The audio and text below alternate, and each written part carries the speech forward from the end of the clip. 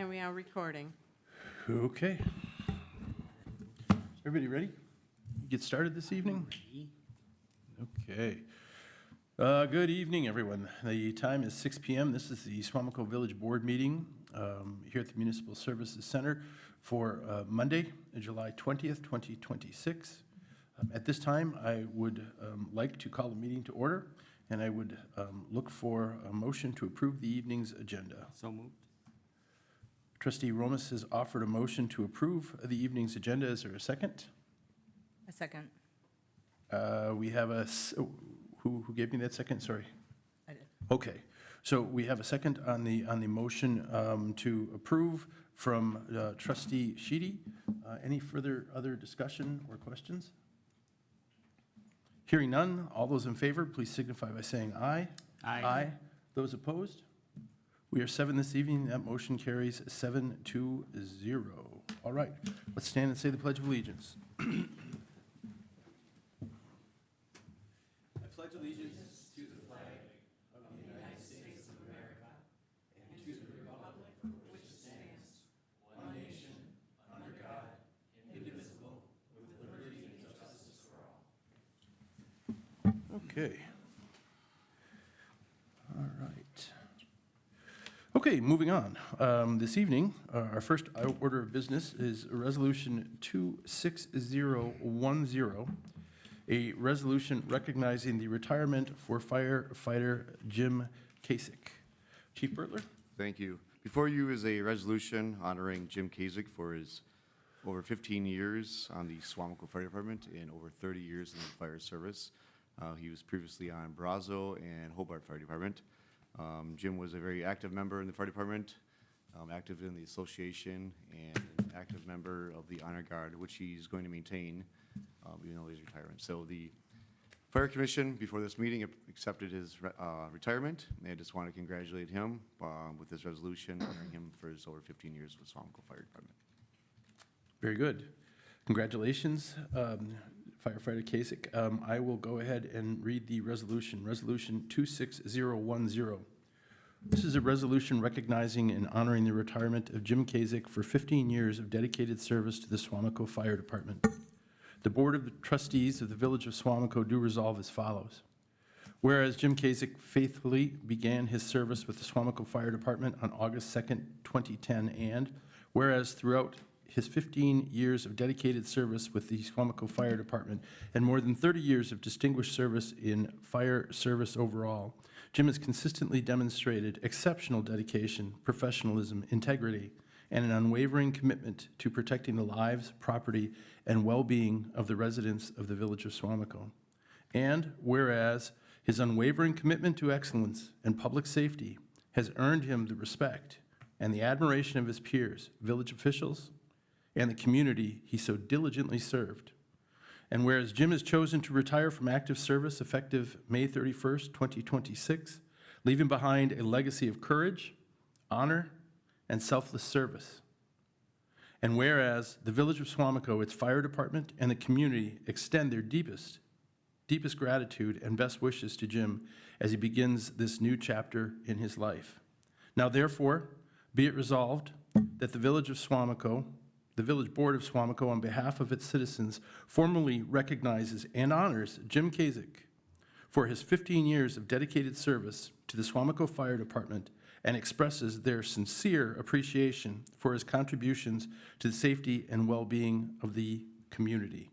Be it therefore further resolved that this resolution be entered into the official public record of the Village of Suamico and that a copy be presented to Jim Kasich with gratitude and best wishes for a fulfilling and well-deserved retirement. That is the resolution before us this evening. Do I have a motion to approve this resolution honoring Jim Kasich? Motion to approve. And second. Trustee Andrews has offered a motion to approve. Trustee Romas has offered a second of that approval. I'd like a roll call vote, please. Trustee Andrews. Aye. Trustee Eckert. Aye. Trustee McKeefrey. Aye. Trustee Romas. Aye. Trustee Sheedy. Aye. Trustee Stevens. Aye. President Ben Razum. Aye. Motion carries unanimously, 7-0. Congratulations.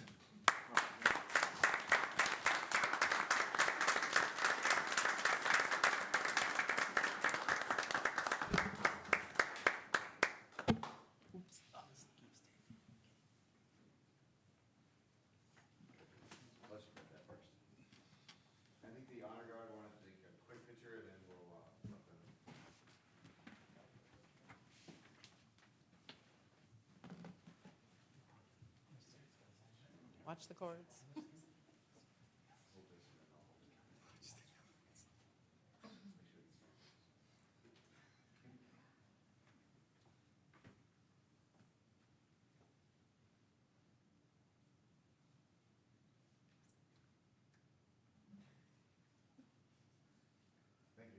Congratulations, Jim.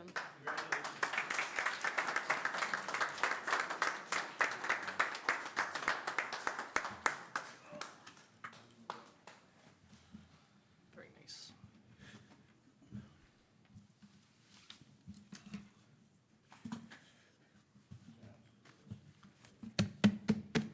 All right.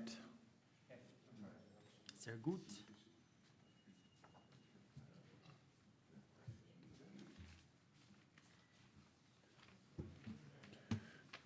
Don't try to make off with that bubble wrap, that's village property. We'll have to look at this quote a little more carefully. I might need that later, we'll see. I don't think so. All right, let's move on. We are off to item 5B. 5B is the Water Infrastructure Project Update. Director Smits and Ayers Associate presenting this evening. All right, well, we have Craig Shu with Ayers and Associates here tonight. So as we move through the project here and kind of get closer to, the goal of having this bid out yet this year, we had a nice update at the committee last month, and we wanted to present the same information that we gave to them that they've been working through to you guys here tonight. So Craig's here to go through some of the documents and answer any Excellent. questions that you guys have. Okay, welcome. Good evening. Again, Craig Shu from Ayers Associates. Ayers Associates, along with Donahue Associates, has been working for the last couple of years on the design of the water tower, water treatment plant, new well, all at your site that you have in the northwest portion of the village. In front of you and on the screen, you have roughly the site plan, what has been laid out and submitted to the DNR for approval. So we've had numerous meetings with village staff reviewing that site. The current site has the well drilled already. I don't want to go into too many details since I lost my entire audience outside of 3 people. Is there anything you would like to ask on this initial site plan? I see there is a water tower shown. Yes. Has that been decided? Is it going to go water tower, or is the storage tank an option? Nope, it is planned to go water tower. Those So that's plans a have been, final. yep, Okay. they have been submitted and approved by the DNR already, along with 2 pressure reducing valve stations. So you will have a high pressure zone in and around this new well, along with a lower pressure zone on the other tower in the remainder of the village. Okay. Thank you. Other questions? You want to go on to the next slide, Andy? So this is a plan view of the building. So in the sort of the bottom left-hand corner, that square box, sort of in the center of the room, is the new well. It's a 700-gallon per minute, 24-inch top drilled well. The bottom is 18 inches in size. Pumping capacity was 700-plus gallons per minute, which was the desired capacity for that well based off of village's desired design. The rest of the building is laid out with, that well actually has high radium, as we suspected, going through the pilot testing program. So that required treatment. The 5 round circles / skids in the treatment room is your radium removal process. It's a filtration process with the addition of HMO. So you have 2 chemical rooms, 1 for chlorine, 1 for HMO. You have some storage space, you have a lab, equipment room, bathroom,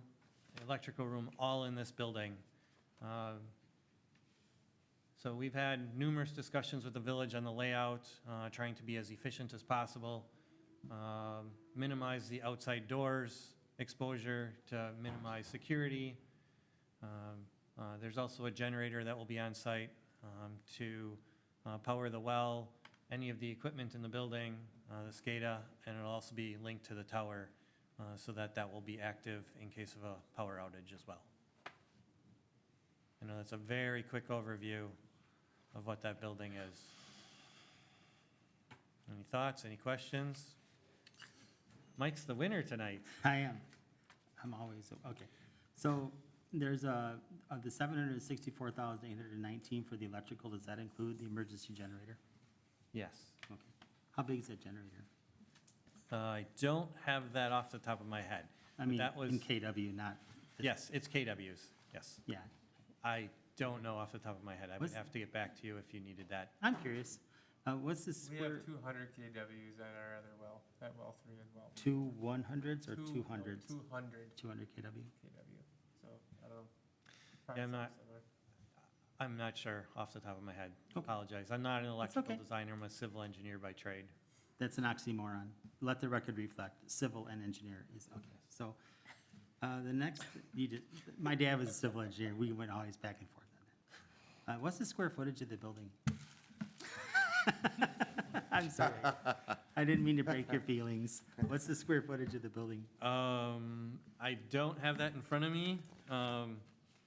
We were anticipating, when we did the initial, was a 40 by 50 building. Does Does that say that have? 2,000 square feet? Yeah. Is that- And then the small room for the well was separate. I know it looks spacious, but once you start getting the rest of the equipment in there,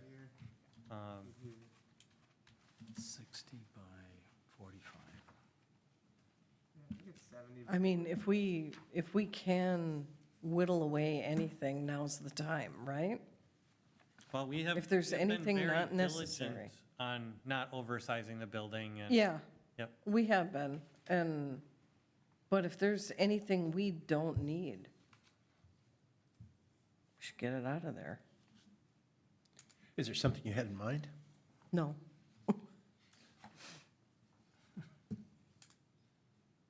So it sounds like about 2,400 square feet-ish? Yeah, I apologize. I didn't prep for all of these questions. I think Oh, it's that's a- no, 70 you're by okay. 45. Ah. Yeah.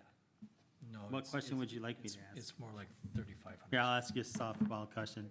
Mike, it's Yeah. more like 3,500 square feet. 3,500? Thank you. I'll do the Last math question, the quick. contingency I is got it. 20%. So yes, as of right now, there's still a healthy contingency. We have, Because this is an estimate. correct, yep. Initially, we had done an estimate in April of last year with that same 20% contingency. At this point in time, we are continuing that. You probably have in front of you a cost estimate, yep, similar to this. That is for the building that you see in front of you here. Yes, and it still has 20%. As we get through the preliminary design with the DNR, get their comments back, we'll be able to whittle that down, but we wanted to keep that in place at this point in time in case there's any modifications through DNR and DSPS. Sehr gut. The DNR and who? DSPS. Okay. Because of the size of the building, we have to go through state plan approval as well Okay. for the occupancy. Which agency at DSPS? Just DSPS in general? So it'd be, so they Division. will check plumbing and those Okay, code all right. requirements. They'll also double check the Yep. building construction and electrical. It'll be the commercial building division.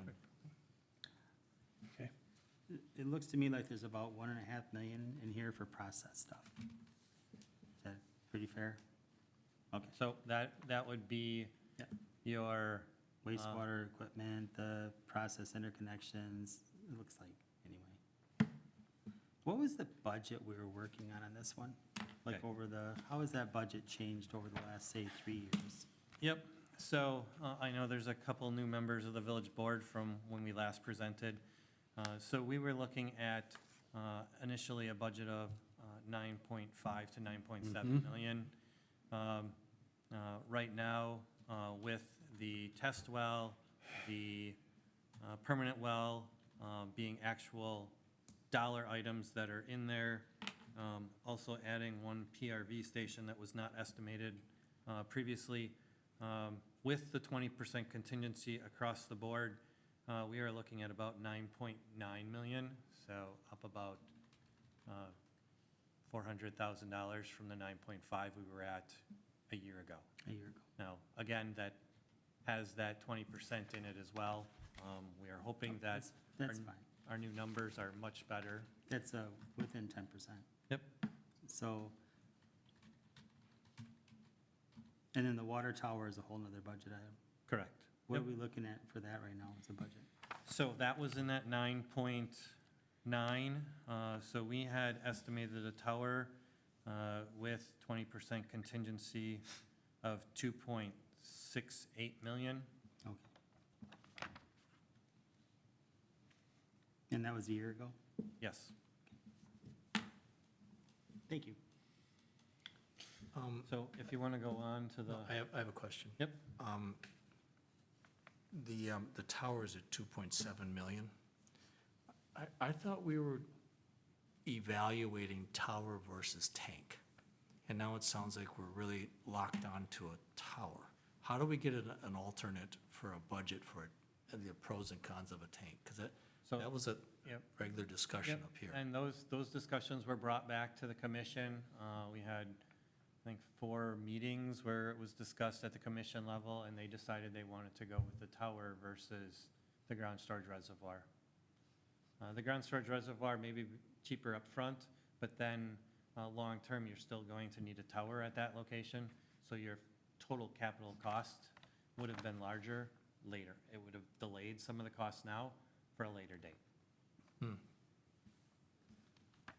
I guess I must be behind in this conversation because I wasn't aware that we needed a tank on the ground and a tower too. This will just be It'll be just an the elevated I storage. understand that piece, but what you just explained to me is if we went with a storage tank on the ground, there's pumps, not gravity fed, I get that. But why do we need a tower then later? So once your demand increased for that service area, you would have needed that storage for fire suppression, protection, and the ground storage reservoir Okay. has pumps running all the time to supply system pressure, and it was rather inefficient. Right. And I don't think that with the ground storage reservoir, we could have ran a 2-zone system, because that wouldn't have pushed enough back into the low-pressure zone, so that we could use that well to push water into this zone. Got it, So with the tower, it'll gravity back into this zone. okay. So just to kind of clarify, to answer that a little bit too, a hydrant has to maintain so much pressure in gallons per minute in order to be effective and be used. So that's why you want the or the tower to supply that pressure. Understood. And just a additional reminder that we did receive a $1 million congressional appropriation for the water tower. That was for wouldn't the tower. apply to any other project if we wanted. Thank to you for that contract. clarification. It wouldn't apply to what, Any other trustee Eckert brought that up. So the $1 million It was for a water tower. specifically for the water tower, not the tank. We could put the tank up a couple feet. I'm just kidding. That makes it even. Yeah, there you go. Yeah, 'cause Is that what you were raising your hand about, Tom? Well, hold on, we can't hear you. Oh, Yeah. Should- Do we need to open the floor? Motion to open the floor. It's a presentation, so I don't know that we Yeah. need to open the floor. Okay. And Okay, motion to open the floor? It's been made. Okay, so there's a motion from trustee Romas to open the floor. I'll offer a second to that motion. All in favor of opening the floor for public comment, please signify by saying aye. Aye. And those opposed. Motion carries 7-0. Please proceed. Yeah. My name is Tom Lund, 2091 Maggie Lane, and I was just asking if we explored EPA grants on radon. Did we get any of those? There's, what? You asking me? Well, I'm asking anybody on the board that would know. no, we did not. Okay. So, So this is the radium in the aquifer. yep. We did a safe drinking water loan application on June 30th for the funding for this project, so the entire project outside of the water tower, which was deemed ineligible by the DNR through their evaluation process. That is a low interest, so they would still subsidize that loan. There will not be a grant with that because the village of Suamico's medium household income is above the low to moderate thresholds to receive grant dollars. EPA grant dollars. Yes, EPA grant dollars are funneled into the state of Wisconsin for the Safe Drinking Water Loan Program. That's the administering agency in Wisconsin. All right, so we did explore it, but we're not eligible for it. Yes. Thank you. Does that answer your question? Yes. Supervisor Lund? Excellent. Thank you. Motion to close it. Well, maybe somebody else wants to speak. Let's leave it open for now. Next one. But if you want to close it, we can. No, that's fine. Okay, there's a No, mo- we'll do it your way. No, That's you were, okay. you No, made a no, motion. you're all good. Sorry, you're driving. You made a I retract my motion. Trustee Romas, I retract my motion. no more comedy tonight, please. Trustee Romas has offered a motion to rescind the public comment, and I'll offer a second. All those in favor of rescinding public comment, please signify by saying aye. Aye. And those opposed? That motion carries 7-0. All right, we're back. Okay, the next drawing you see on your page is the unique one. So as design processes have gotten more technology savvy, that is a Revit model of all the piping, kind of like a three-dimensional view of what is all going into the building that you will see there, even including the ceiling fans that are planned for in the building. So just so you're aware of, you know, the plan view that you saw previously looked open and clean and lots of space. Once you start putting the piping in and showing it in a three-dimensional space, it starts getting, I wouldn't say cluttered, but it starts filling that space in. And we have to make sure that piping is above head clearances and making sure that it's traversable, that equipment is able to be repaired, because this is a building that's going to last, 40, 60, 80 years, because it's a block and style structure. FRP ceiling and steel roof, so you're not going to be replacing that building for any of our lifetimes. So you want to be able to have that equipment in there and allow that to be maintained for the length of the project, length of the building structure that's standing.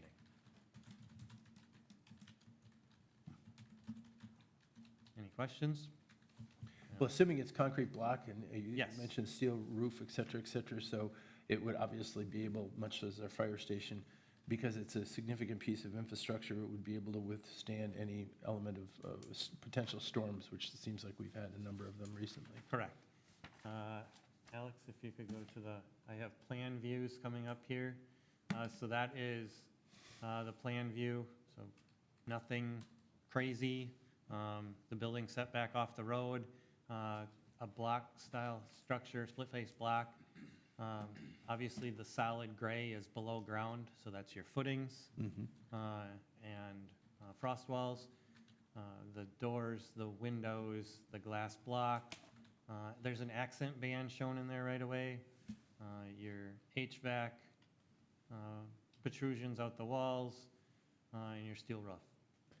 Nothing crazy, but, needs to be aesthetically pleasing with the houses and potential for houses around that area in the future. And there were all different colors, but those colors cost more. And this, it wouldn't be a bad thing to live by, but it was the lower end Yeah. cost for the colors. Michelle raised her hand in the commission meeting to pick colors when it gets to that. But there was more money, so I'm like, no. Okay. Any questions? So this plan, along with all of the rest, of the project, so that would be the building, the equipment treatment, that was submitted June 30th. Plans and specs for the water tower and 2 PRV stations were submitted previously. Those are already approved. The DNR takes approximately 90 days. That's what they have in administrative code to review our plans and specs for this building and treatment. We have 2 blocked out sessions, one for early August in case they come back early with plans and specs comments. The second one is in September, if they take close to the 90 days for plans and specs, for our design team to address those comments right away so that we can get this out on the street. Because the faster we get it out on the street, the better our prices, we believe, will be, because we're looking at a spring of 2027 construction. So our goal is to have this on the street in September, October, for bidding process. That's pretty similar to what we talked about last year. We're dependent on how fast the DNR approves or comes back with comments for our plans and specs. We'll address those right away, get those responded to. And once we have that letter in hand saying your plans are approved and DSPS approves it through the commercial building code review, it'll be on the street for the bidding. And then we'll be bringing everything to you in multiple packages. There's underground utilities, there's the building with the equipment inside the building, and also the water tower. And then we'll know exactly where our budget sits. Do you anticipate with the tower being 2.7 million, majority of it's steel? I mean, I'm watching steel prices. They are surging right now. Yep. Do you anticipate any alarms right Well, now with the contingencies? Yeah, that's really tough to estimate until we get bids. Yeah, it's fluctuating a lot. Yeah. Also, there's some requirements for the DNR with the loan and their funding sources through EPA. You know, it's a federal dollar allotment, so there's American Iron and Steel or BABA. There's also some requirements with the appropriation that was received from was it Congressman Weed and his appropriations. So we have to just work through those. Until we bid it, we don't know for sure. The biggest thing is giving those contractors enough time to do that. Right. Because you're looking at anywhere from 12 to 18 months for a water tower, and you have 12 to 18 months for final completion of the building. So we want to have the building start first and allowing the tower manufacturer to fabricate that and be able to, one, buy their steel at a cost that is cost competitive for the village, and then construct it right towards the end of this building.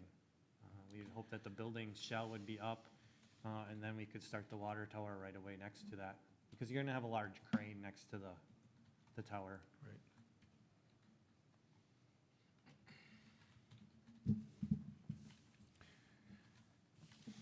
Okay, What if the tower comes in too high? I mean, can you wait another year? Well, then we'll have to address that when that time comes. You know, Okay. we can call suppliers and say, what is your price? And they can give us a budgetary price till we're blue in the face. Until we actually bid it out, we don't know that actual dollar number. You know, they could be shooting something really high to us, they could be shooting something really low to us. We don't know. I don't think there's any concern that steel prices are going down. So I think that, you know, we're in the midst of, you know, a manufacturing shortage right now with steel. So I think the longer we wait, the more expensive this gets. Yep.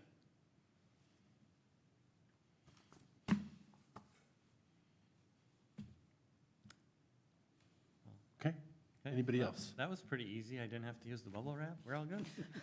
Well, thank you, everyone. Thank you. Thank you. All right, terrific. Thank you very much. All right, let's go on to item number 6 this evening, public appearances. This is the time for anyone in the audience to come forward and speak to an item not on the agenda. Be aware that whatever item you bring forward, being not on the agenda, we can refer it back to staff for discussion. but we can take no action on it as a board this evening. If there's anyone who wishes to come forward and speak to an item not on the agenda, please provide your name and address and let us know what's on your mind. This is your time. This is your time.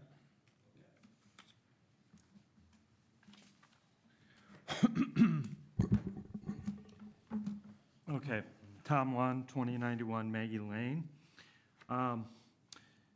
Our County Ed and Rec Committee is going to be looking at extending some parking along the street on the north side of the Neil LaFay boat landing.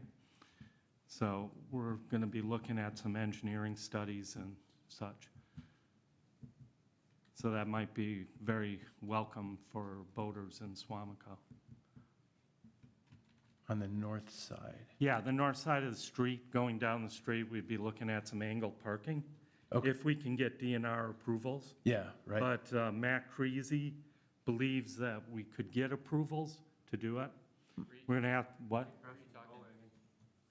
Oh, over here? On the street by the boat landing. Oh, okay. Yeah. So Sunset Beach Road there? Yeah. We'd be looking to extend parking on the north, using angled parking, doing a large cement culvert underneath that, along that side. So Okay. we don't, so we'd still have water that could flow through that area. Well, there is a culvert here. Yeah. But we're looking at a culvert along, running parallel with the road. We'd have a culvert underneath the angled parking. It'd be on the north side of the street. Does it have to be higher, is that why? Well, you have to have water flow there because there's a ditch right now. So there has to be habitat for fish. Gotcha. So, yeah, so we'd have to do that. Yeah, we're hoping to see what we could do as far as how many parking spots we could get in for truck and trailer. Where would you fit that? I can't even imagine where you'd fit. Ooh, it'd be on that north side of Sunset Beach Yeah.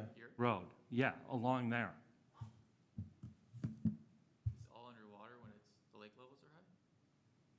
Well, the road isn't underwater. The road is definitely underwater. Well, it's not underwater when people are boating. So, Yeah. yeah. Well, the DNR will let you know, I'm sure. Well, yeah. I mean, we tried to do this 10 years ago, Yeah. but they said that it's probably over 10 years ago. Yeah, they But told they us wouldn't it was allow us to do it. impossible, and But now I guess now it is. they're, yeah, I guess they're amenable to doing it possibly. They've probably got enough complaints about the absence of parking in this piece. Oh, of there's a property. lot of complaints that you get on that. A ton. And that's probably the most used boat landing in Brown County.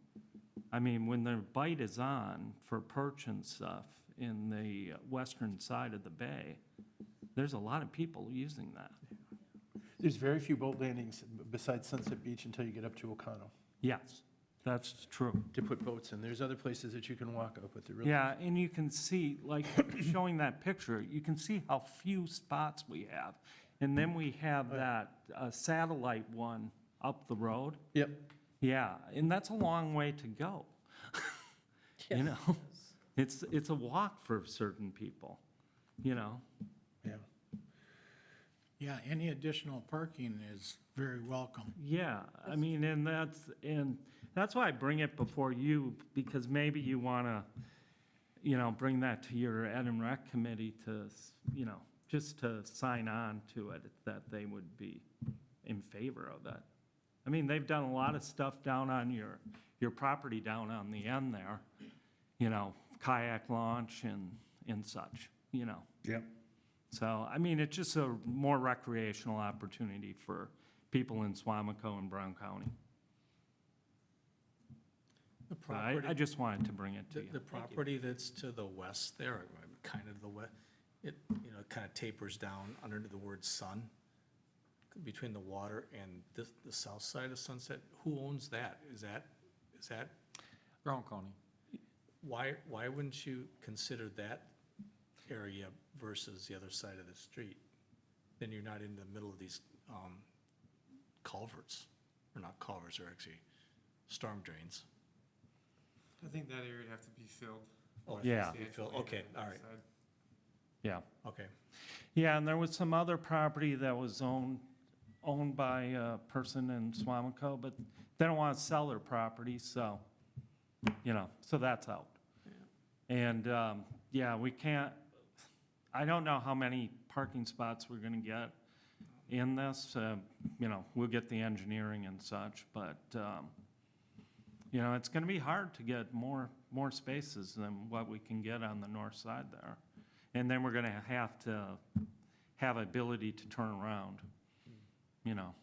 So, I don't look at anything shovel-ready till maybe next year, but maybe the year after, so. Do you know if the parking place, the proposed parking, this is probably too soon, but the proposed parking place, would that interfere with the walking trail that's there?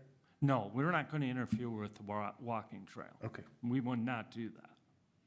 So, okay. yeah.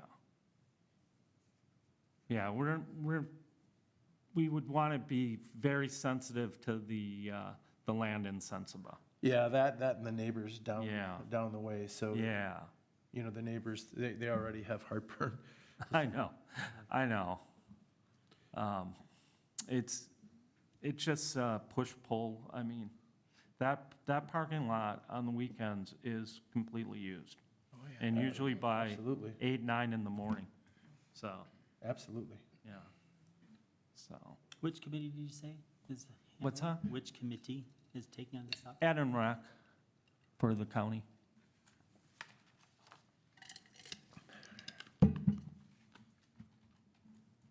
I think it's a good thing. Yeah, I'm hoping something can Yeah. happen. I can't guarantee anything, but Matt he said, yeah, I think we can really look at it this time, so. The last time it was poo-pooed right away. We had DNR people come to the meeting and we're like, no, you can't do that. So, All right, well, let's see where it goes. Thanks Yeah. for bringing it up. okay. Thank you. Thank you. Thank you, guys. Appreciate it. Terrific. Appreciate it. Anybody else?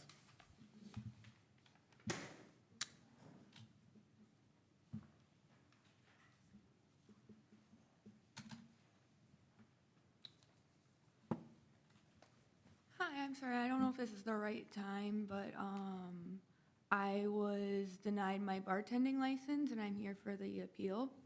We'll give you a chance. We're going to get to that item. We're just not quite there yet.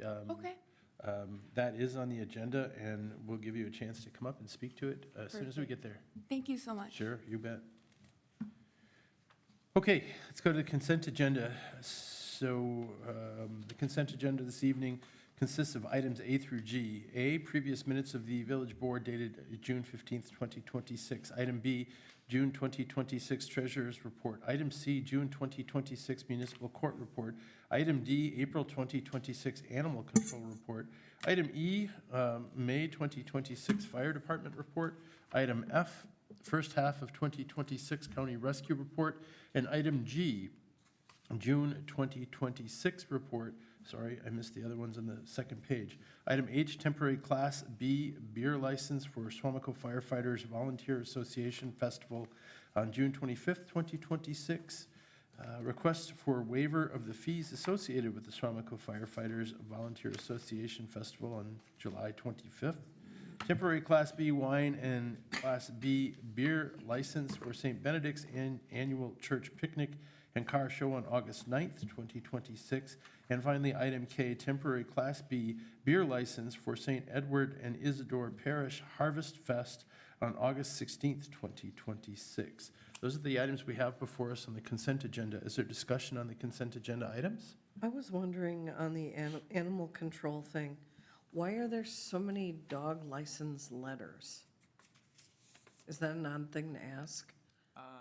I wondered that too. I wondered if that had become a practice that, There was an awful lot of them. usually those are based on complaints.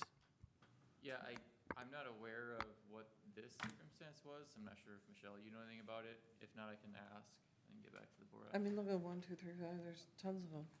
Is that I'm assuming standard? these are ones who did not renew.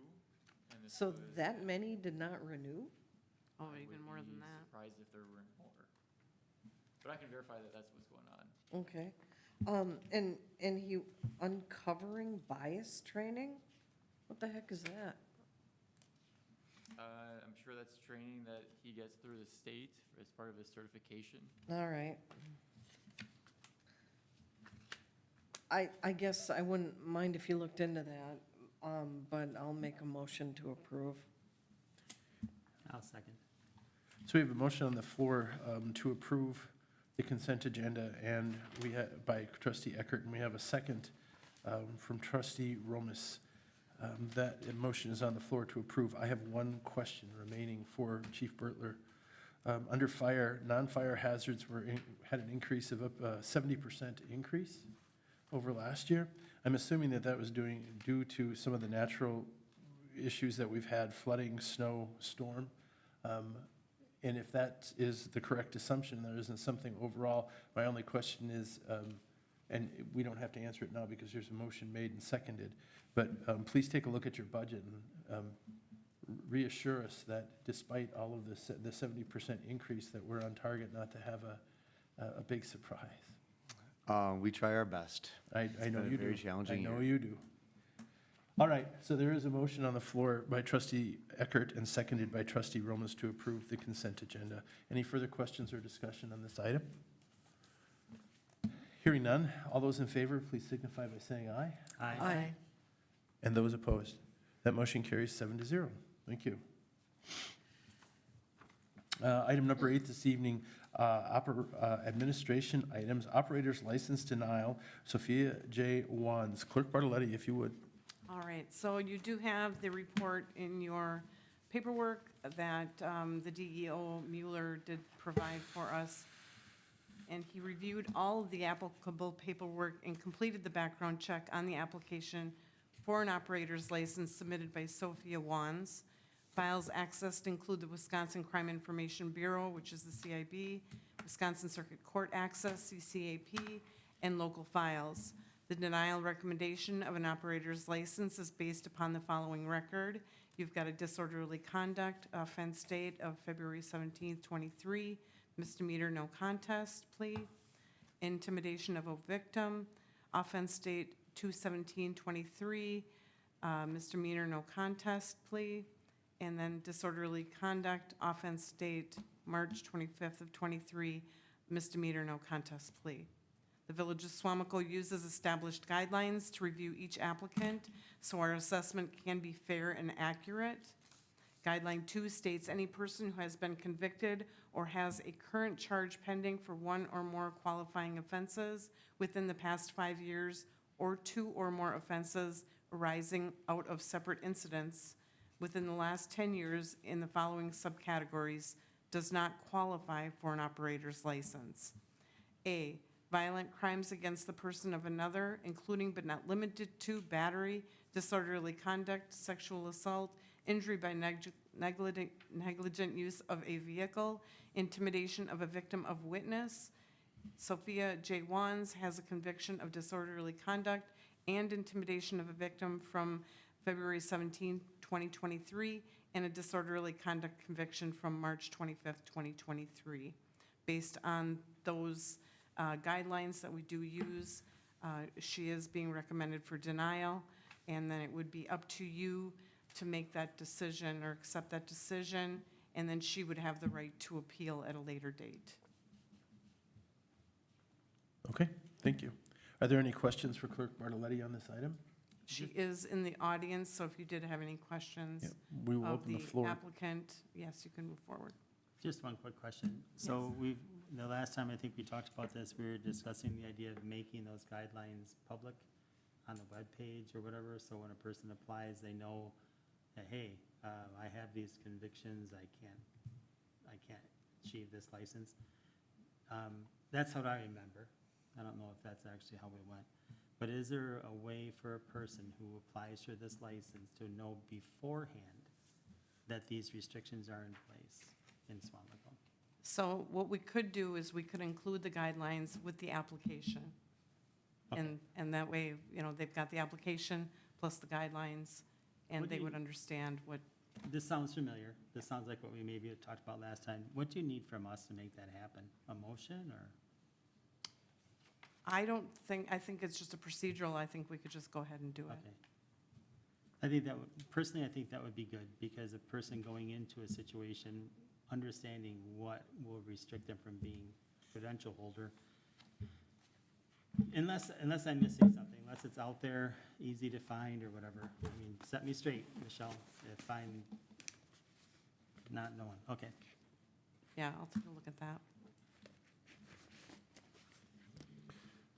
Other questions for Clerk Bartoletti? None? I'd like to offer a motion to open the floor for Ms. Wands, and that has been seconded by Trustee Romas. All in favor of opening the floor for Sophia Wands to speak if she wishes, please signify by saying aye. Aye. And those opposed? That motion carries 7-0. Ms. Wands, the floor is yours.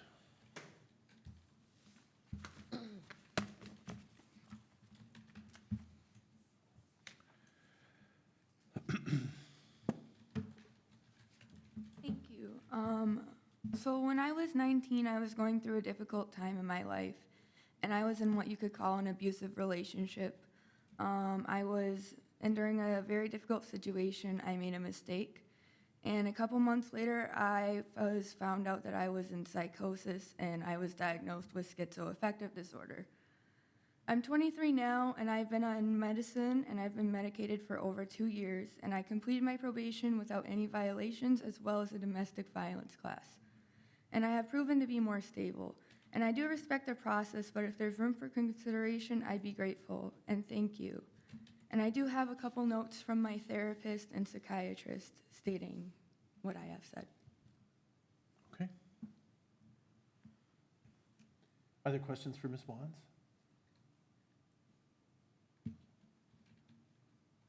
Would you like to submit those documents as part of the public record? I can, yes. Then I guess we would just give them to Clerk Bartoletti. Is anyone interested in seeing those letters at this time? I think it's worth looking at. She brought. Okay, could you pass those down, please? Absolutely. Thank you. Typically, I do not like to reverse this decision. So I'm probably, and you would be able to get that license in a couple years? After 5 years, or? It's 10. Because it's 2 or more. It's what? That's right. Oh, Oh, no, stop. Don't listen to me. I'm wrong. I'm wrong. Because that's within that amount of time. Well, maybe I'm right. I guess I'm right. Are you currently receiving care? Yes, I'm on Ongoing? medications, and Mhm. it's ongoing. So Michelle, the guideline is, reason I'm saying it says 5 years for 2 or more offenses within the last 10 yeah, years. I typically, for anybody, So nine- nothing personal, for anybody, I don't like to reverse it.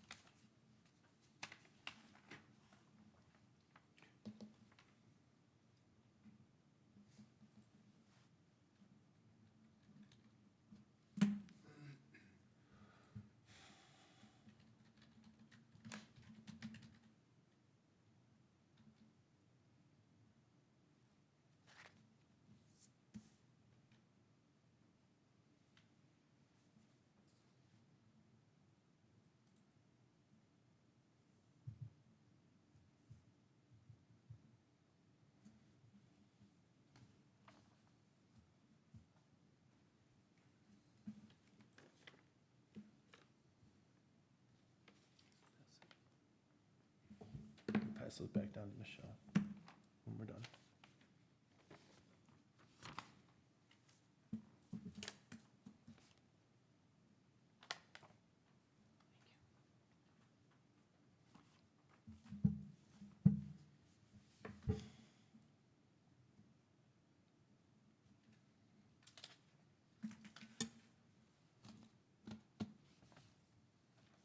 Thank you for providing those letters. Okay, comments? Anyone? Question? Question? Can you explain the 3 offenses? What happened? I was in a fight with my ex-boyfriend, and we both contributed in fighting with each other. There were instances where, like, I was in a relationship with him, and we were living together, and it just got really toxic, and then it got really bad on both parts. We both made mistakes, and then we got the police involved, and this is how it all happened. I have not been in contact with him since the incident. Yeah. So the intimidation of a victim, what was that one? Well, I didn't want him to call the police at first, and then I realized, maybe he should call the police, and he called the police, and then they arrested me. And the last one, disorderly conduct, the one that happened a month later? Yeah, that was probably one of my peak times of being in psychosis, and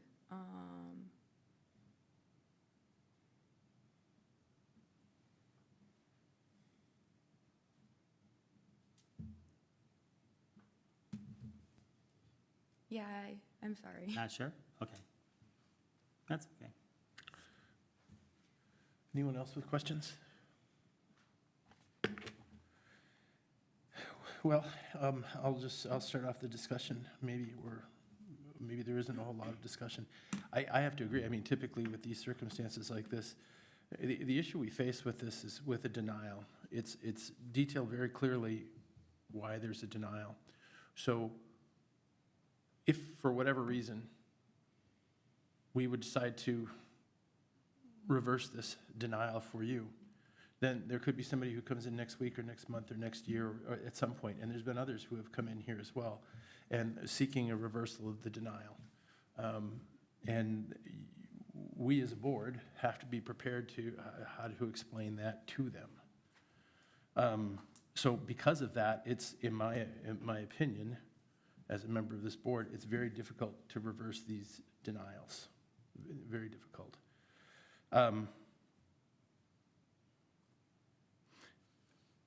I'm going to go out on a limb. In this case, in your case, 2 things stood out to me.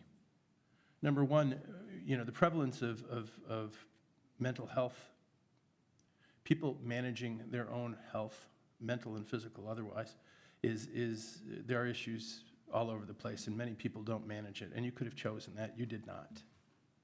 The letters that you provided show a steady and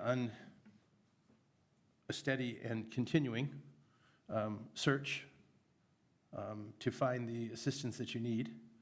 And most importantly, and I think what I was most impressed with here today, and it wouldn't get me to change my mind alone, but I was very impressed by it. You took responsibility for your actions, and you did not blame the other individual, but shared responsibility with that individual. And you were also very free and open, which we don't normally get, free and open with the details of your case. So I have some background addressing issues of this nature, and one of the most important things in any individual's recovery is the assistance of others around them. So to me, in my opinion, and I'm only one vote up here, but I feel like if there's another person who would walk through that door tomorrow and ask for a denial, they would have to provide the same high bar that I believe you provided. And I believe you did provide a high bar. And because of that, I would be willing to reverse this. Thank you. Anyone else? I would just say, so I do appreciate everything you just said, right? Very true. You've taken ownership of the situation. But for me, what happens is when we issue an operator's license, what we're issuing is a credential. So that means when you take that operator's license to any establishment in Suamico, that establishment can trust that you received it under our rules and guidelines. There's not like a temporary or a probationary operator license, which I sometimes think that might not be a bad idea for us to do. You know, just for certain situations where we have someone, well, anyway, blah, blah, blah, that's a whole nother side conference. But if you walk into an establishment and you're showing the operator license, that establishment would have every right to believe that we have done a thorough review and you're not in violation of any of the guidelines. They would not know that this was a variance, right? So although I do appreciate the work you've done, my responsibility is also to the establishments that would see that credential, and they wouldn't know. They wouldn't know that this went through a variance. So just, that's why I'm probably gonna vote to support the denial. Thank you. If we were to, And thank you. if we were to reverse the denial, what sort of liability is there to the village should there be an incident? Well, the village has full discretion, the village being the village board, to either approve or deny the application. So just a level set, you're not voting to potentially reverse or accept the denial. It hasn't been denied. There's a denial recommendation from staff. So when the board votes, the motion would be to either approve or deny the Application. operator's license application. Okay.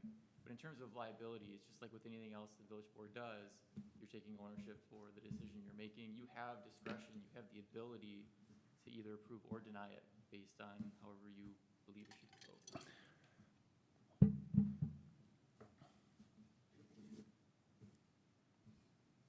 Other questions? Comments? Anyone else? Well, comments, I typically, on these cases, tend to follow the facts, and I'll side with the law. They're saying that this needs to be a denial because of these offenses, and I give you a lot of credit for the help that you're getting now, and obviously you're doing better, and that's great. But I have to go with the denial recommendation. Thank you. I would probably side as well with supporting the denial, but I did want to make one comment. Because of the situation you just described, and thank you for being very honest and forthright, I think 10 years is too long. We're just a little too close to the original incident, in my opinion, but I would encourage you to try again. Stay the course, don't give up, and try this again. Because I don't think 10 years is reasonable, if you're understanding where I'm going with this. That's all I have to say, and please, good luck. Thank you. Trustee Stevens, you're the last. Well, I mean, there's a liability that comes along with reversing these types of decisions, and my heart goes out to you. I would echo many of the comments here, but it is a little close to the incidents. So I'd encourage you to continue to do what you're doing, because you're on the right track. And I would encourage you to come here in a couple more years and try again, because I think you'll probably be surprised what could result from that. But I wish you the very best. Thank you.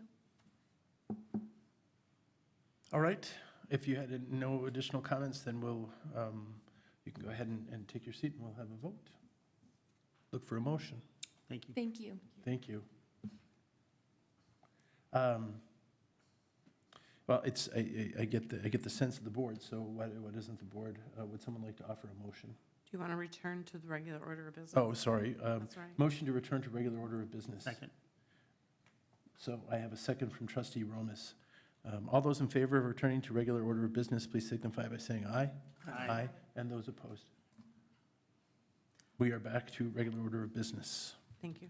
Can I have a clarification, just for the sake of anyone who might not know? So the operator's license allows a person to work at a bar without supervision from someone who is an operator.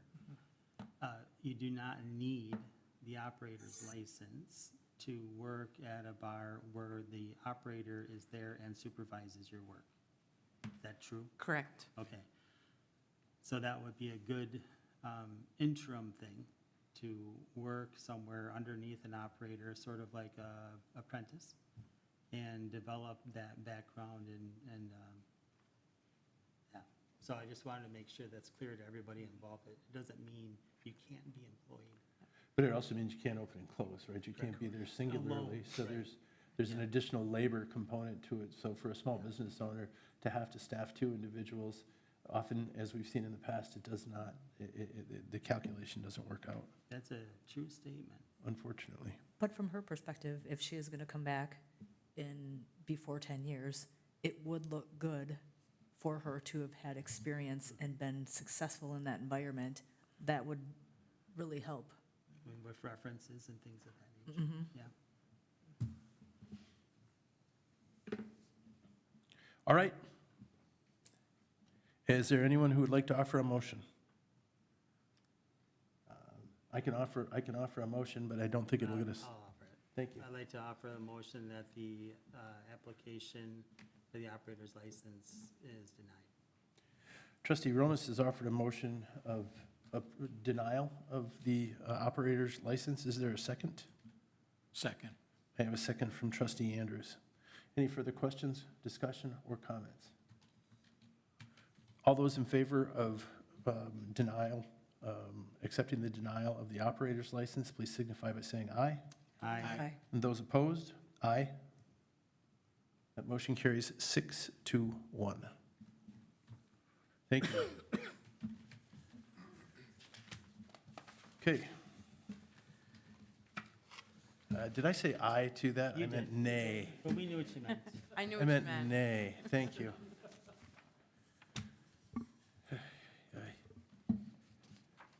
I hate being negative. All right. Item number 9. I said no more comedy, didn't I? Why did you hit me? You did. Why didn't you hit me? Because I think comedy is important. Okay. Item number 9, finance items, Q2 financials. Director Demeny, if you would. All right, thank you. So included in your packet is the general fund quarterly financial report for the period ending June 30th. This is a summary of current year budget to actual, also showing the last couple years from the same time frame. Overall, if we look at revenues, they, like first quarter, are under the expected 50%. Again, a lot of this is timing issues from when we receive funding through the state, like shared revenue and transportation aids. So for that reason, there's really no concern with where revenues are at. When we look at expenditures, they are slightly at or above where we would want to be with the 50%.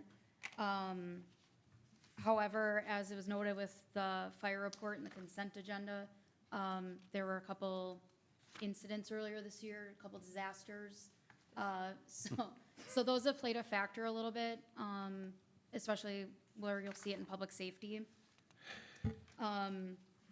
However, we are working still through getting some reimbursement for that. So overall, I'm still not super concerned with where they are at, and I expect them to taper off a little bit the rest of the year. So really, with the revenues, there is no concern with where the expenses are at this time. Any questions? I have one. Yeah. Shocking. Oh, stop it. So there is a thing about FEMA that I saw coming through.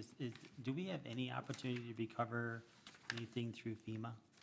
Chief, do you want to take that? Yeah, that sounds like a cheat. It can just be yes or no answer, it's fine. No. Okay, thank you.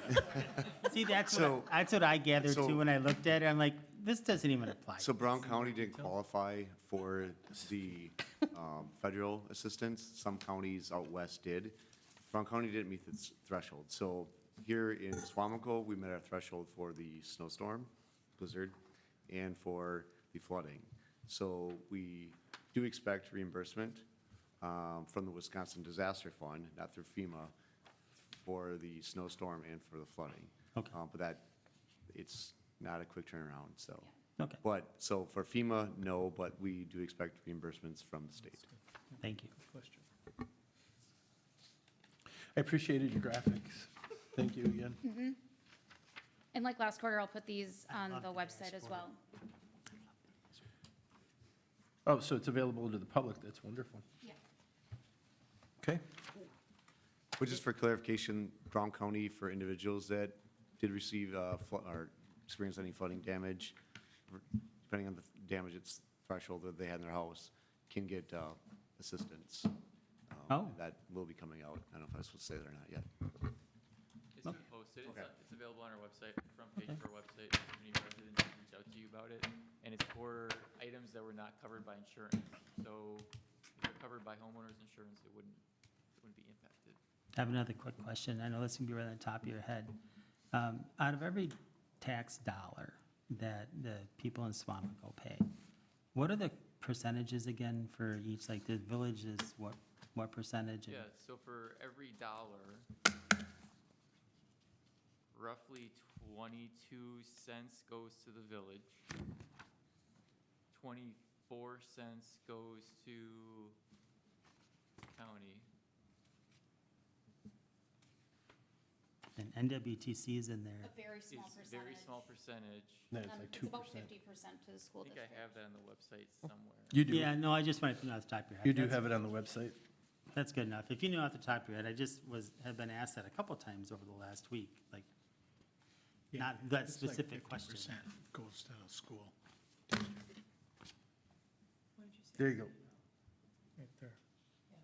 Oh, I can't see it. Well, it doesn't give you the. No, but I think the percent there does. 54? 54. This is an old one though, so it's There- been adjusted. Yeah. Okay, I'll get you the most recent number thank you. in a weekly update. Okay. I have a quick comment. Katie, do you know, like, ballpark what we're waiting to come in for assistance for the disasters? Snowstorm is about 45,000. With the flooding, I don't have an answer right now. We get to submit a bunch of things and they get to review and tell us what is eligible and what is not. Less than 100,000 ballpark? It's also a match, so what we submit, it's also a 70-30 match with the disaster fund. So say we submit 100,000 and it's all eligible, we still cover 30% of that and they would reimburse the 70. So, I don't know. Chief might have a good- We don't want to give you an exact number yet. There's respect insurance, that. I respect that. there's a state disaster fund, there's a lot of, we had a lot of costs for the flooding. The reason I ask is And Andy can allude to that. given what we all know we've experienced this year and looking at the variances year over year, 25 to 26, did we pull that off? This is impressive. From a financial perspective, this is impressive, especially when we're just focusing on the public works, public safety. Guys, I would have to say my hat's off. Well, I don't want to turn down praise, but when we have a response during working hours, it doesn't really cost the village extra. So a lot of those wages are just already built into the Covered for the budget. day. Well, I guess that's. So note to self. Also based on the- Disasters shall now happen. Also, based on the weather, it's not over yet. Right? Knock on wood. Should we pass a resolution? Listen, I was trying to give Katie a compliment. Yes, and everybody's taking it away. This looks fabulous. I'm thinking we need a resolution that all disasters happen during working hours. I'm okay with that. It means we don't have to go to work. Very well done, Katie. Thank you. Very well done. And the rest of the team. I know it takes everybody involved to stay under budget. We're trying. Joe's over. That's what we hear. All right. Okay, just a quick update. Alex was trying to find the percentages before. It is out there. Brown County is 20%, Suamico is 20%, the school district is 56%, and NWTC is 4%. Where is it? It is under the property tax item on the left, under Finance Department. If If you go to property tax information and scroll down towards the bottom, it is the property tax allocation, Howard Suamico School District.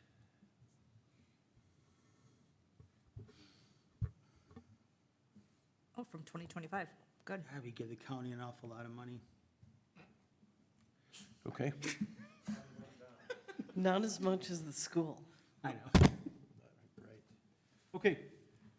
So, is there anything else? No? All right, excellent. Any last questions for Director Demeny? All right, if there's nothing else for the good director, let's move on to item number 10. We can have some discussions with the good chief. All righty, thank Maybe you. Oh, Good sorry. chief.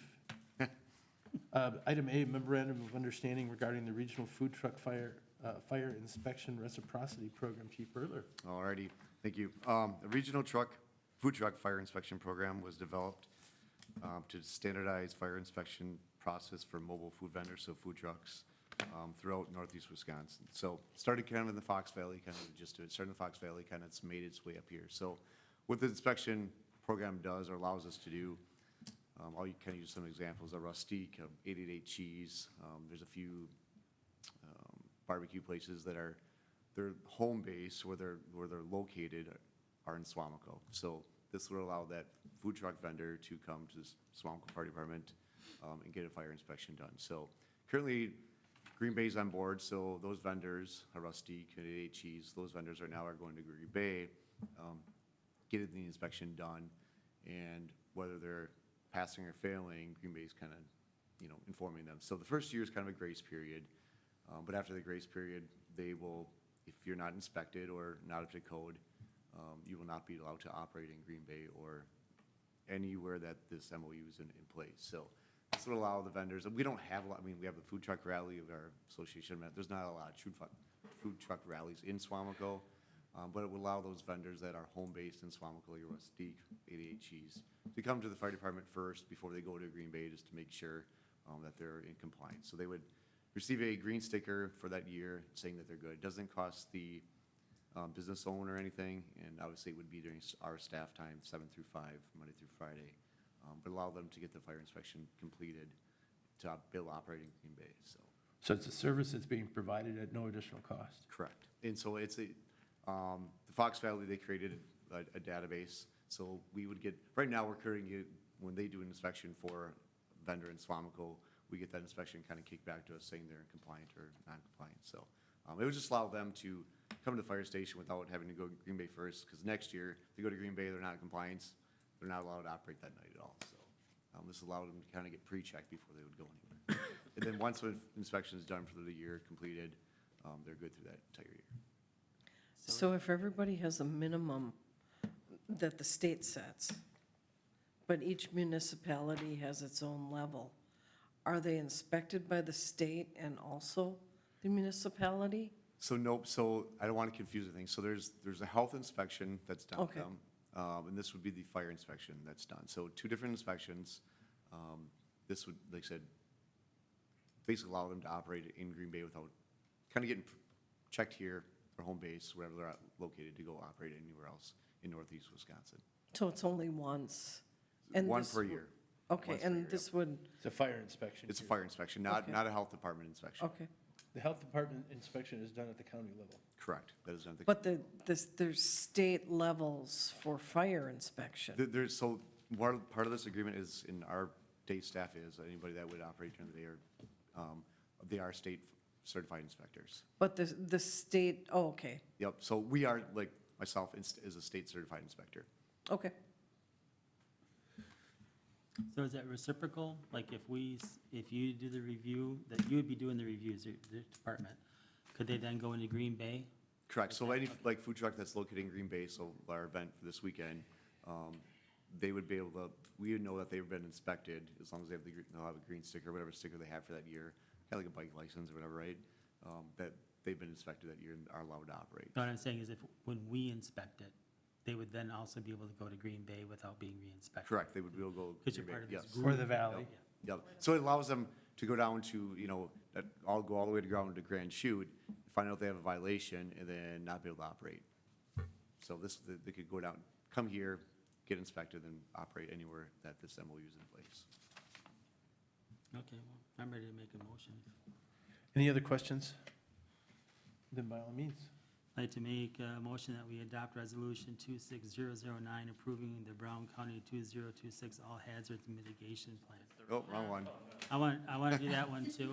I want to do that one too. I don't even know. I'll give you first shot at the second one. Yeah. So your motion was to approve the memorandum? Memorandum of understanding regarding the regional food truck fire inspection reciprocity program. Oh, very good. Thank you. As, as noted, trustee Rummis has offered a motion of approval, and I did hear a second from I'll trustee second that. Sheedy. Thank you. It was so quiet down there, I wasn't sure where it came from. Typically, that's trustee Andrews being that quiet down on the end. All right, so we have a motion on the floor by trustee Rummis, seconded by trustee Sheedy for approval of the memorandum of understanding regarding the regional food truck fire inspection reciprocity program. This is not a resolution, so we can do this as a group vote, correct? All those in favor, please signify by saying aye. Aye. Aye. And those opposed? That motion carries 7-0. Thank you. All right, Chief Bertler, we're back to you for Resolution 26009, Hazard Mitigation Plan 2026. All righty, the Brown County Emergency Management has completed the 2026 update to the Brown County All Hazards Mitigation Plan. Village staff did participate in this updating of this plan. So just as kind of one of the bullet points, the adoption of this updated Brown County All Hazards Mitigation Plan does not commit the village to funding any specific mitigation projects. Rather, it demonstrates the village commitment to proactive emergency management planning and preserves eligibility for future state and federal mitigation assistance. So we last adopted this in 2021. So when this was adopted, it probably had the pandemic in mind? I'd have to go back to the 2021. Is there a health department part of this, or I didn't does read it the have full- to do I with didn't read the full mitigation plan. It's masks and 394 pages, vaccines? I think, but Is it a mask and vaccine? I'd have to look, I honestly, there's 394 pages, I didn't read all of Okay. it. Then I can't approve it if I don't know. I'm confident there's nothing in that plan that would require Yeah. anybody in the county to wear masks. If that's the concern that you have. Can we pull the plan up and do a search by mask or something? Quick to, Or mask or vaccine or whatever the health department comes up with.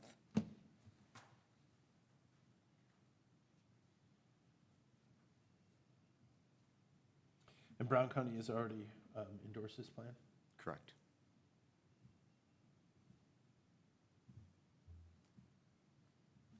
Yeah, it's available on their website currently.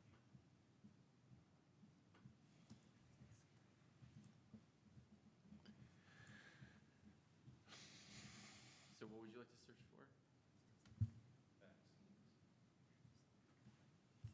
Uh-oh.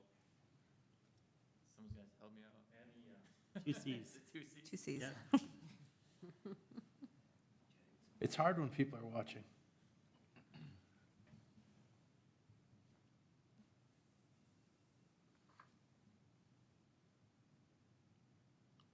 Does this, if we were to disapprove this, I'm looking at the third chapter, or paragraph, excuse me. Adoption of the plan allows the village to pursue funding for future projects that improve community safety and reduce disaster related. So is this, you have to approve this to get that? A lot of, What they're saying? Yeah, so Yes. I can chime in on that one. So one of the impetuses for us bringing this up now is we're going through a FEMA grant program to get the culvert replaced exactly where you're talking on Sunset Beach, to get one of those gated culverts for when there's high waters in the lake.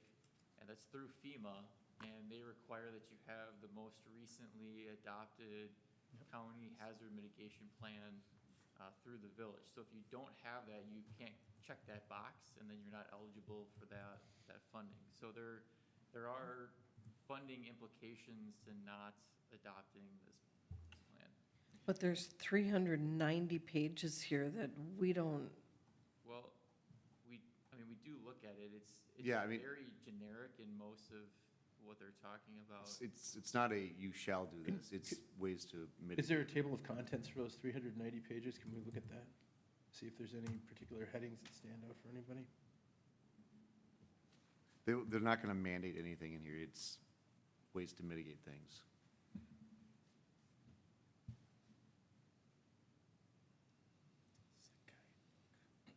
It's pretty generic. All right, there we go. Flooding, tornadoes, lightning, winter storms. Extreme cold, extreme heat. Public health incidents. Page 261.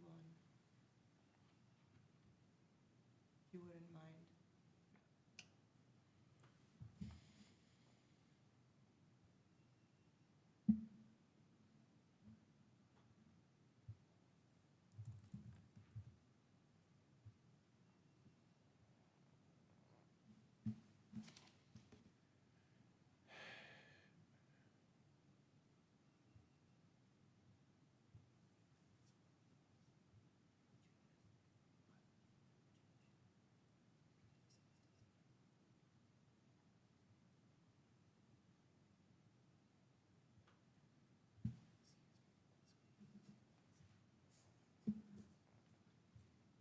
It does look pretty generic. It's not going into Yeah, any it's not details gonna of you shall do this or that.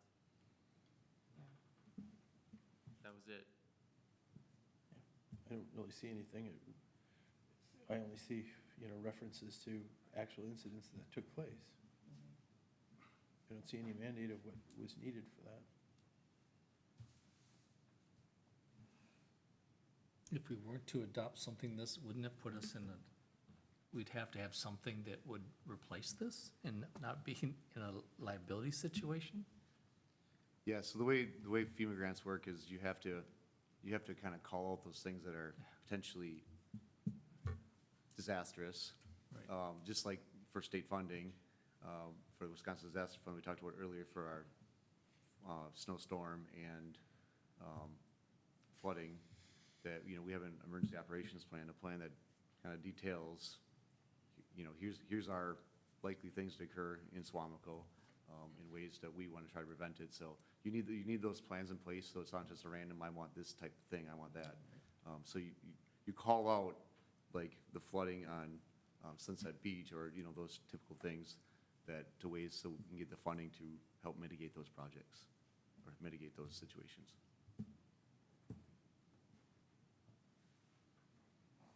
I saw mass medication distribution, and then it flew by. I don't feel comfortable with it. What is your concern? Are you concerned that? I'm concerned that mandates I've something? not really read it. I mean, there's 390 pages.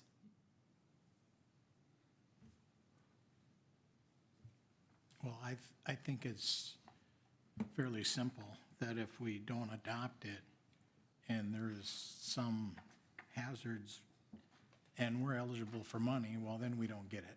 So I'm in favor of adopting this. It also feels to me that if we don't adopt this, then we have to replace it with something else, which to me puts Correct. tremendous liability on the village. We don't need another comprehensive plan. No, please don't. What if we added to the adoption language like, with the final decision of any portion of the plan being implemented to be subject to village board approval? No, thanks. No. Yeah, I don't know about No, that. thanks. No. Okay. Do you have to take this plan as is, or is it a working document that we can make? No, this is the county. Yeah, it's a plan. county plan, yeah. So either you take the county plan or you create your own. Create your own. Yeah. All hazards mitigation plan. Which would require a lot of, I don't know if anybody else in the county that's Yeah. done that, correct? Well, and Tom is from the county, correct? Do you have any insight that you could offer the board to help make a decision? I mean, if you were part of this decision, You're gonna have to, you have to come to the microphone. do we have to open it up for public comment? So during the pandemic, the county health officer, Anna Nix, she had to make people use masks because it was required by the federal government. So she had to go by the order. So if people don't understand that we were under federal government orders to have a mask mandate. It wasn't a county mask mandate, but the county health officer had to do that, or else, you know, she would have been in violation of her duty. And you'd have to do that regardless of a mitigation plan, You got it. correct? You know, so whatever FEMA would come up with, or CDC in the case of a pandemic, we would have to follow the orders. I mean, and we're in the county is a unit of state government. You're not a unit of state government. So we're under state mandates, we're under federal mandates. But the reason why it's a county-wide, it makes more sense than having every village and town and city make their own mitigation plan. It's better to have one plan, you know. Well, and to be unified in our response. Yes. And, yeah, and public safety is all unified in their response to disasters anyway. Creates I less, mean, they work less with each confusion. other. They have reciprocity, so.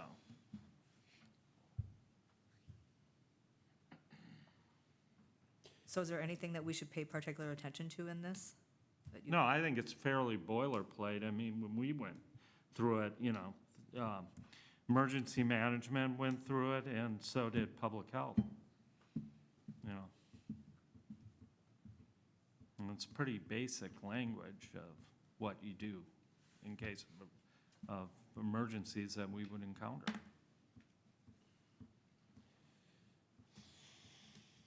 I think it passed, I think when it passed the county, it was unanimous.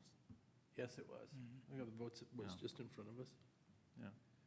Thank you for your insight and information. Okay. Appreciate that. Thank you.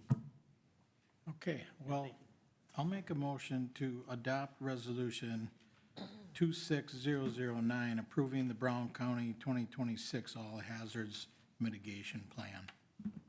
Trustee Andrews has offered a motion to approve Resolution 26009, a resolution adopting the 2026 Brown County All Hazard Mitigation Plan. Is there a second to Trustee Andrews' motion? I'll second that. I have a second down in the end from Trustee Stevens. Last chance for any further questions or discussion. Hearing none, all those in favor signify Could by I saying. take a roll call, please? You're right, thank you. Thank you. Trustee Ecker. Nay. Trustee McKeefery. Nay. Trustee Gomez. Aye. Trustee Sheedy. Aye. Trustee Stevens. Aye. Trustee Andrews. Aye. President Van Rossum. Aye. Motion carries 5-2. Thank you. Very good. Okay. Item number 11 this evening, Public Works item, Sunny Meadows roadway acceptance, Director Smits. All right, thank you. The Sunny Meadows development with the subdivision up off of Lost Trail is pretty much complete. There's a little bit of vegetation to be established yet, but otherwise, everything's looking pretty good. All the public infrastructure was inspected and installed per village requirements. The village board needs to accept this development for formality purposes so that the building department may issue building permits. The village has retained funds from the developer for any issues over the extended warranty period. The developer will remain responsible for any site or new disturbance and erosion control of the site. Tonight we'd be looking for a motion to accept the Sunny Meadows development, which includes Sunny Meadows Place and Summerlin Court. All right, are there questions for Director Smits on this particular item? If there are no questions, if there are no questions, I would look for a motion. I'd love to make the motion, and I'll try to see if I can get the right motion this time. I'd like to make a motion to approve accepting the Sunny Meadows development, which includes Sunny Meadow Place and Summerlin Court. Thank you. Trustee Romas has offered a motion to approve accepting the Sunny Meadows development, which includes Sunny Meadow Place and Summerlin Court. Is there a second to Trustee Second. Romas? Trustee Andrews has offered an aggressive second to your motion. Any further discussion or questions? All right, let's do this as a roll call too, please. Trustee McKeefery. Aye. Trustee Romas. Aye. Trustee Sheedy. Aye. Trustee Stevens. Aye. Trustee Andrews. Aye. Trustee Eckert. Aye. President Van Rossum. Aye. Motion carries unanimously, 7-0. Yes, aye. All right, discussion on future agenda items. Anyone have a future agenda item that they would like to get on the map? Trustee Roman. So this, for the second time in maybe a month, I had wished we had the ability to have a probationary license for an operator. The one with Chambers, where they would take essentially ownership of it, right, of that person. And then today, I mean, for very good reasons, you felt that it should be over, that it should not have to, that they should have gotten an operator's license. I feel like it would be nice to have an option, a second option, where we have a license where the bar owner themselves understands that it's probationary, and maybe even limited only to the bar that comes and advocates for the person. Are there laws against I'm that? sure there's something Yeah. about that, so let me do some research for you. Thank you. I mean, if we can't do it, we can't do it. If it's an option, I think I would send it to Health and Safety for a recommendation. But if it's not allowable per the state, I would think the conversation would end there. But we can do some research on it. I'm okay with that. I'm also okay since it doesn't, like an appeal doesn't go through Health and Safety first. The appeal comes directly to us, right? So I'm kind of feeling better about the idea of if this board's willing to take up that time and think about it, for us to review it directly and not have it go through committee. If that person tonight decided that they were going to do an appeal, that would come before the board again? Correct. And then, but essentially, what you're asking can be done currently as long as there's somebody in a supervisory role on the shift. I don't. So as long as, like Chambers, for example, usually has more than one bartender. So they essentially have that option now, but you just want to make a more formal process. So, yeah, my thing is, right, so the reasons, say the person's gonna work at, just pick Chambers, right? And Chambers comes in, advocates for that person, and you say, okay, and they just want them to be able to open and close at a different time, or maybe they're not 100% supervised, like a completely oversight, person. Maybe they just have to be on the grounds, for instance, instead of not within sight of.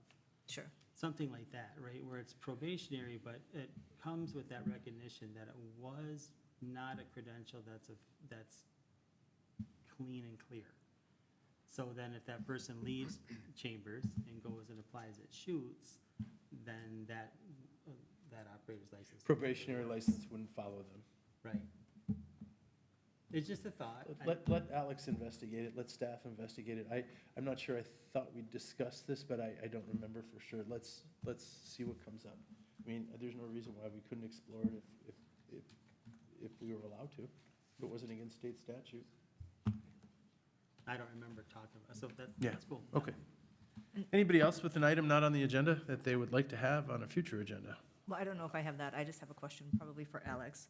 So just so that I can do my due diligence in the future, the resolution 26009, hazard mitigation plan, how would I have better educated myself before I came in here today? Like, So in the packet, there was a memo that listed the link. oh, I okay. could have sent you all the link to make it a bit easier, and I will be happy to send that link to all of you after this meeting. Okay.